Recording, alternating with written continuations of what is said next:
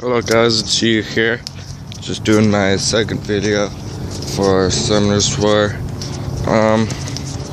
First off, I have some shout outs to people who gave me topics for this. Shout outs to Shadii, he had a lot of questions. Morohtor, Realkucci, MyElectraheart, Jordan 180. And thanks guys. I'm going to start with Morohtor's question. He asked, which is better, Megan or Gina? Hold on, let me get this stuff. I'll have to.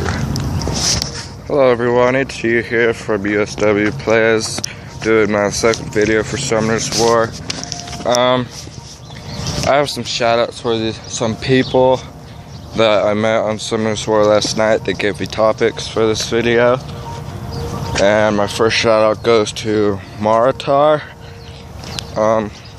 By the way, I'll be putting their names in the description so you can look them up and stuff, his add-ons and everything. Morohtor's question, Megan over Gina? Why do people always choose Megan over Gina? One reason, Megan buffs, Gina does not. More people want Megan's buff in the arena def because, really, if you take the two witches and compare them, Gina has AoE sleep, curse, and the crow thing. She's not really that useful in arena because she's crowd control, but only if you're using her. If you put her in arena def, it's on auto.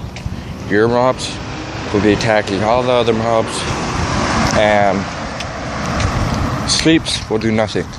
Because sleeps only incapacitate them until they're attacked, and your mobs are going to be attacking all the other mobs. They won't be focused on the mob.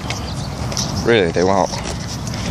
And Megan's just a lot better because she buffs. She has an attack and death buff, which is all around pretty good because if you think about it, you can put death mobs on there, their death gets boosted, their attack is boosted too, so they're not doing so little damage that they're completely ineffective. Right, that's why Megan is chosen over Gina. Next one's from Realkucci. His question was Wind Thief or Ninetales? Both wind. Let's go Wind Thief just because he has an AoE and a nuke. Ninetales, great. She heals and she nukes. Her last one is a nuke that puts debuff. Death break, attack, decrease. It's great for debuff.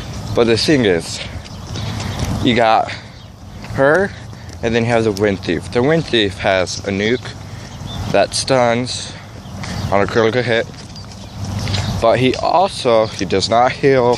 However, he does have an AoE that can also stun, and that makes him a lot more useful in the arena, which most people focus on as the arena, so that's why they choose these mobs. MyElectraheart. Why no 3-star material mobs? For the same reason that we only have 1-star material mobs, 2-star material mobs. 3-star material mobs is overkill. Gotta realize, material mobs are not typically monsters. I mean, the Skull Soldiers from that update came extremely close, because at least they have 2 attacks. But that's all they have is 2 attacks. And they're not that good. However, other ones, 1-stars and stuff, they don't do anything. They're useless. I had a friend who put a 5-star material mob. He evolved his material mobs to get a 5-star slime. It did 300 damage. It was level 35, and it got 2-shotted. And then that's it. They're not good. That's why. Thank you, MyElectraheart. I hope I clarified something for you. Next question is from Jordan 180. What's better, water or air inferno? I'd have to go water just because, well, let me say something. The Infernos were disappointing to me, to say the least. I got hooked on Infernos the first time I saw a Fire Inferno in the Fogrifus runes. Sweet looking attacks. You got the meteor thing, you got his regular, the Deathbreak AoE thing. The problem is they're squishy. They're really, really squishy. If you don't have Def and HP on these things, they're gonna get one-shotted. And Wind is basically just a meat shield. It's not even a good shield. Because in AoE, if you put Despair on it, you might be able to get AoE stuns, and that would make it probably 3 times better than it is right now. But really, just a weak AoE, really, it's weak. The Wind Inferno is just weak. Water One, though, has a buff, and the buffs are great. Buffs, there's no way to power them up, there's no way to make them lesser than they are. He buffs crit rate, too. He's great when using M's, water M's. Gets DOTs on every critical hit. Put some accuracy runes on him, take a water Inferno, boost them, crit rate, and there you go. They're doing tons of damage, they're DOTs. So that's why I choose water. Plus, water's just a better tank than Wind, just by virtue of how he's water. And most water mobs, they don't take that much damage unless you have like a Wind Imp or something. Thank you. I'm gonna get this one over. Winchester's easy. Rally for free fusing event. How about rally for new fusing system in general? The fusing system sucks, bro. I mean, literally, if you have the 4 max level awakened 5-star mobs, legendaries no less, to do fusion, go ahead, bro. The thing is, if you have all of those, you should have the mana, literally.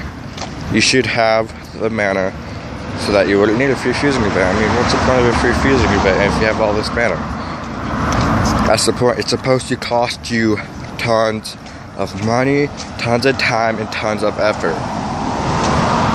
I'll do a video on this later. Now we get to Shadii. Good old Shadii. Got tons of topics. Best giant arena famine solo team.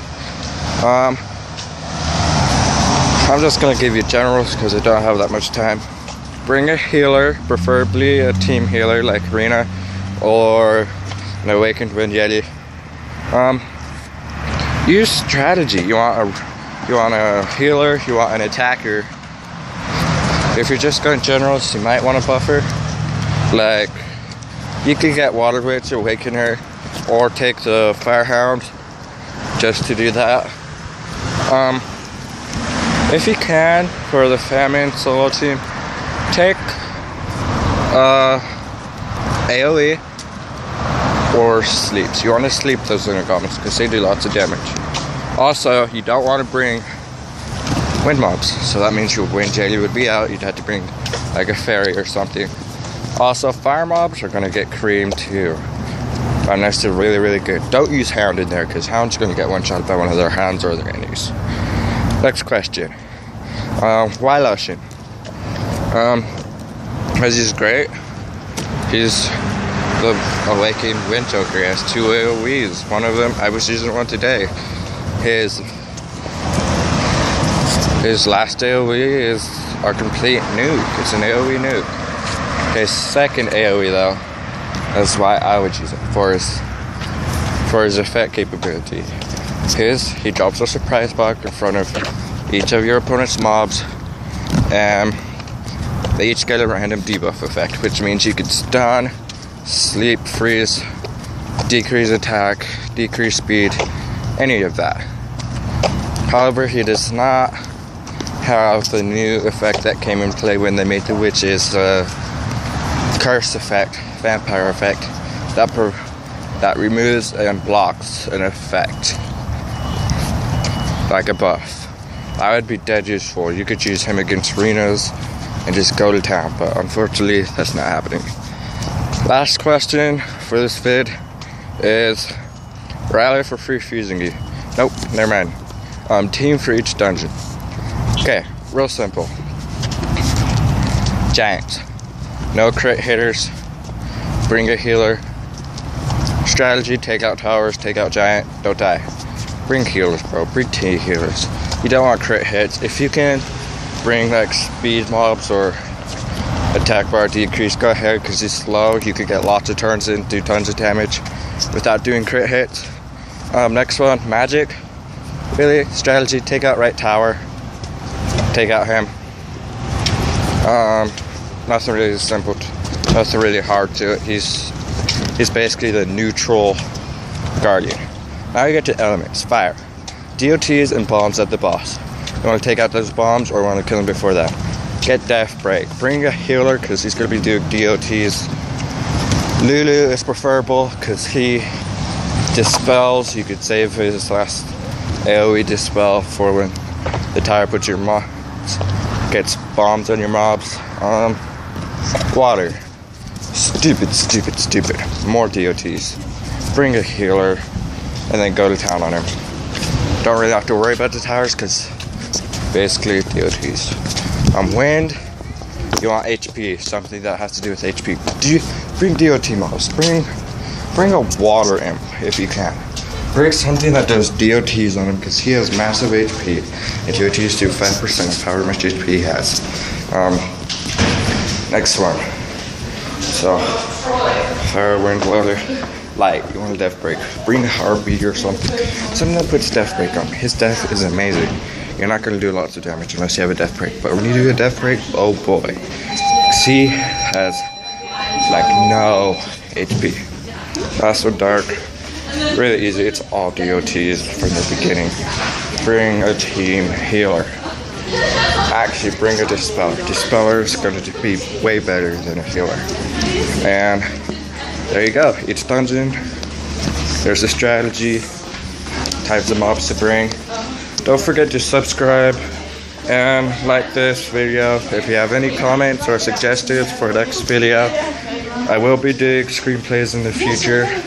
So don't forget to comment. See ya.